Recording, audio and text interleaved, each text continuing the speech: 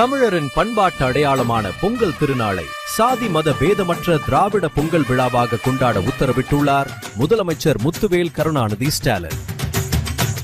அதன்படி ஜனவரி 14, 15 ஆகிய நாட்களில் தமிழ்நாடு முழுவதும் அனைத்து ஊராட்சிகள் வார்டுகள் அளவில் மக்களை திரட்டி அனைத்து வீடுகள் முன்பும் சமத்துவம் பொங்கட்டும், தமிழ்நாடு வெல்லட்டும் என்ற முழக்கங்களுடன் கோலமிட்டு சாதி மத ஏற்றத்தாழ்வற்ற திராவிட பொங்கல் வைத்து சிறப்பாக கொண்டாடுவோம். ஜனவரி 16, 17 ஆகிய இரு நாட்களும் தமிழர் பெருமை சொல்லும் கலை இலக்கிய விழாக்களை நடத்துவதுடன் திரை அமைத்து திராவிட மாடல் அரசின் பொங்கல் சிறப்பு செய்தியை அனைவருக்கும் எடுத்துரைப்போம்.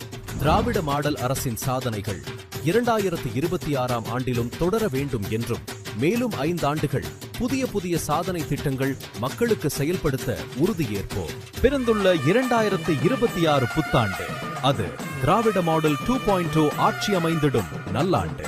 சமத்துவம் பொங்கட்டும், தமிழ்நாடு வெல்லட்டும்.